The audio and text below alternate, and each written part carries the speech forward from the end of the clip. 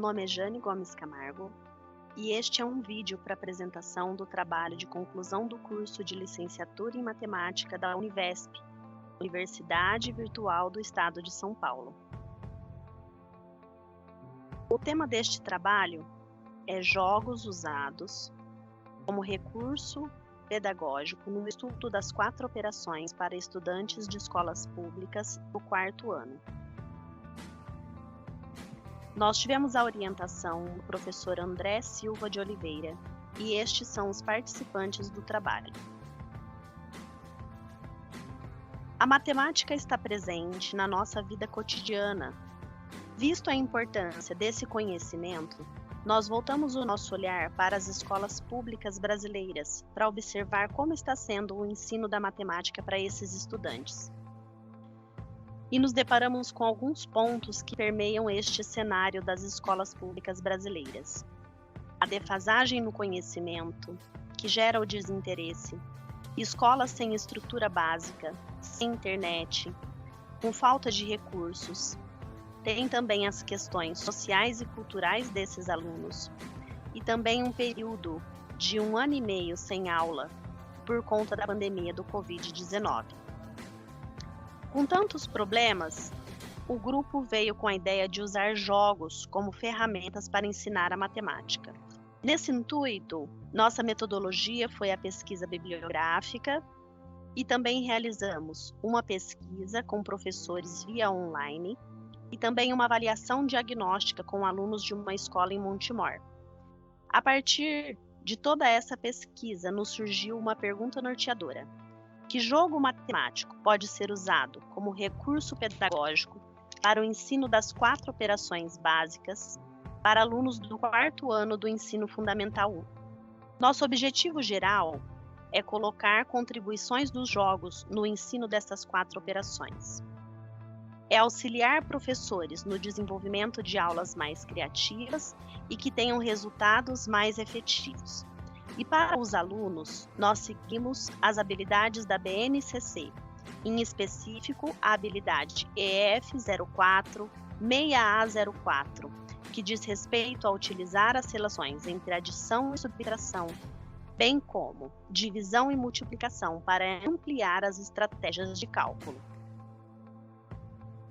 Olá, meu nome é Cristóvão Valmir Paes e eu vou apresentar alguns problemas nas redes estaduais públicas. Alguns problemas na educação no Brasil vêm trazendo desigualdade há anos para os alunos. E aqui nós coletamos alguns dados para retratar a atual realidade dos alunos nesses momentos atuais. Aqui tem os problemas estruturais que a gente apresentamos, como a internet, a fornecimento de energia, abastecimento de águas. A falta de recursos tecnológicos também foi um grande fator que agora está havendo uma grande necessidade para nossas atuais escolas agora. A falta de acompanhamento do pai vem trazendo uma grande dificuldade para nós professores atualmente, deixando a gente com bastante dificuldade, não só educacional, mas comportamentais dos nossos alunos. A aprendizagem na educação básica durante a pandemia veio trazendo grandes déficits, principalmente na área da matemática. Olá, sou Claudeci Soares de Araújo e vou falar sobre o nosso trabalho um pouco sobre as 4 operações básicas da matemática, que são a adição, a subtração, a divisão e a multiplicação, que são a base para todos os cálculos da matemática. As operações, sendo conhecida hoje, surgiu em 1519 anos. A adição, que tem um pensamento de juntar objetos ligados também com a ideia de unir, somar, sendo representada pelo símbolo de mais. Sendo a subtração uma operação inversa da adição. A multiplicação está relacionada à adição e o inverso da operação da multiplicação temos a divisão. Conforme a BNCC, os alunos precisam ser ensinados a partir do seu cotidiano. é necessário que desenvolva a capacidade de efetuar cálculos mentalmente e terão autonomia para optar qual sistema adequado de cálculos. O uso dos jogos na educação. Os jogos podem ser considerados um diferencial para a sala de aula, colocado na situação desafiadora. Ativa a área de recompensa do cérebro emocional com aquele conteúdo. E com isso, ele pode desenvolver habilidades mais complexas. O biólogo e psicólogo Jean Piaget realizou vários estudos sobre o uso de jogos na construção da inteligência. Piaget considera 3 estruturas que descrevem a evolução do brincar infantil. Os jogos de exercício, ligados na primeira fase cognitiva. Jogos simbólicos, iniciam quando a criança está no pré-operatório. Jogos de regras, iniciam a fase final do pré-operatório. O psicólogo Levi Vygotsky, brincar, a criança cria situações imaginárias, ligando o que está sendo representado. Vygotsky enfatiza relações e interações sociais, podendo assim visualizar dentro da zona do desenvolvimento proximal. Para ambos os autores, e outros autores também, brincar, jogar são atividades imprescindíveis no desenvolvimento do indivíduo, desde o nascimento até a idade adulta. Além de auxiliar o desenvolvimento cognitivo, está presente nas interações sociais e intelectuais. Olá, meu nome é Dianga. Eu vou falar um pouquinho sobre jogos. Sabendo que a matemática é vista com dificuldade pela maioria dos alunos, nós buscamos apresentar recursos que cativem os alunos, facilite o entendimento da matéria e auxilie o professor na didática do dia a dia. Com isso, decidimos trabalhar com jogos. Mas, para validar essa escolha, nós fizemos uma pesquisa com os professores do 4º ano e perguntamos: você acredita que jogos podem ser uma alternativa na didática do ensino da matemática? E dos 16 professores que nós perguntamos, todos disseram que sim. Quando falamos de jogos, são várias as opções que podem ser abordadas. Se tratando de escolas públicas, tivemos que buscar alternativas de baixo custo. Por isso, realizamos adaptações em jogos que são comuns no dia a dia das crianças, que é o caça-palavras e o stop. Na nossa pesquisa, nós incluímos mais 7 perguntas para auxiliar na definição do conteúdo dos nossos jogos. Perguntamos aos professores o nível de conhecimento dos alunos sobre números naturais, números inteiros, e a maioria deles disseram que o conhecimento dos alunos do 4º ano é básico ou regular. Como 2 professores disseram que os alunos não possuíam conhecimento sobre esse tipo de abordagem, nós optamos por trabalhar apenas com os números naturais. Depois nós perguntamos o nível de conhecimento sobre unidades, dezenas e centenas. E 8, no caso a maioria, disse que eles só tinham conhecimento em unidades e dezenas. Por isso nós optamos por esse segmento. E por fim, nós perguntamos o nível de conhecimento sobre cada segmento das 4 operações básicas. E a maioria dos professores citaram facilidade em adição e subtração e dificuldade na multiplicação e na divisão. Essa é a tabela geral com as respostas. Com isso, nós tivemos a definição em atuar com os conjuntos de números naturais, os sistemas de unidades e dezenas e as 4 operações básicas. Essa é a nossa base para a formatação dos nossos jogos. Meu nome é Alexandra Fernandes de Souza e eu irei falar um pouquinho sobre o uso do jogo em sala de aula. Nós trabalhamos com o jogo Stop, lembrando que as crianças já têm vivência em brincadeiras e jogos em casa, com os amigos, na comunidade, e nós queremos trazer então um pouquinho para a sala de aula para auxiliar. principalmente depois de que eles não tiveram segundos e terceiros anos, que foi o nível de alfabetização. Então, no quarto ano, notamos que a criança enfrenta muita dificuldade, inclusive na área de matemática. Os jogos foram adaptados. O jogo matemático não foi feito de forma tradicional. Então, na folha de sulfite, a criança ela anotava o número a qual ela tirava nos dedos. Então, nós montamos os grupos e a criança colocava os dedos e fazia a contagem dos números, anotava, então, para que ela pudesse iniciar o jogo. À medida que a criança realizava a conta, ela conseguia, então, gritar o stop. Foi feita a intervenção do professor depois de cada conta realizada. Outro recurso utilizado foi a tabela de caça-números. Os alunos puderam realizar as contas passadas e também situações problemas, como, por exemplo, em uma bandeja haviam 12 ovos e quantos ovos estariam em 24 bandejas.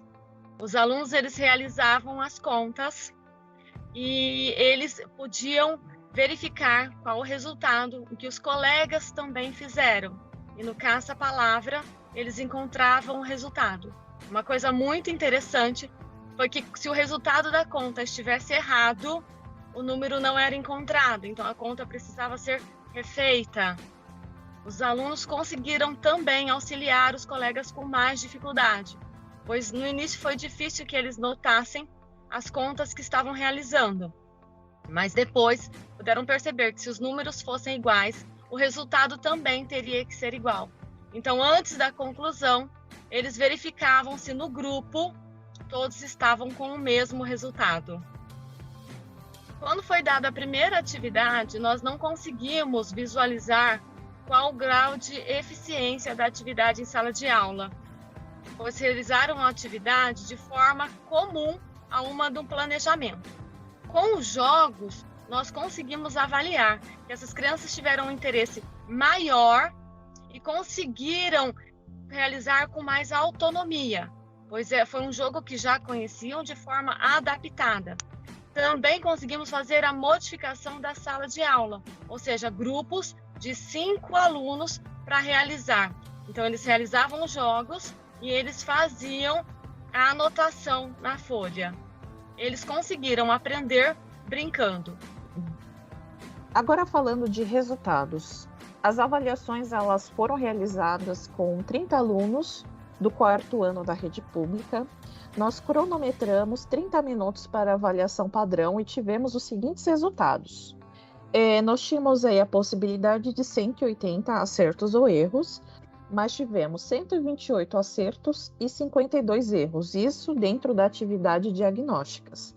Vocês podem observar que o maior volume de erros está dentro da multiplicação e da divisão. Aqui também temos alguns gráficos simbolizando aí o maior volume das dificuldades dos alunos dentro das 4 operações. E tivemos aí o total de conversão de 71% de acertos. Quando nós falamos do stop matemático, nós tivemos também tínhamos a possibilidade de 180 acertos ou erros. Também foi aplicado para os mesmos 30 alunos, com o mesmo período de 30 minutos. Nós tivemos 142 acertos. Na parte de baixo vocês podem observar o nosso gráfico, que simboliza aí os acertos e os erros. Mais uma vez tivemos um desempenho menor dentro da multiplicação e da divisão. E dentro do stop matemático nós tivemos uma conversão de 79%. Então podemos observar que tivemos um resultado melhor dentro da brincadeira, né, do jogo do stop matemático. Agora falando um pouquinho da satisfação do aluno, perguntando: você e seu grupo aprendeu algo novo nessa atividade? Realizar essa atividade foi divertido? Quando nós perguntamos sobre aquela avaliação diagnóstica, que é uma atividade comum, nós tivemos 7 sim, dentro da primeira pergunta, se você aprendeu algo novo nessa atividade, e 23 não.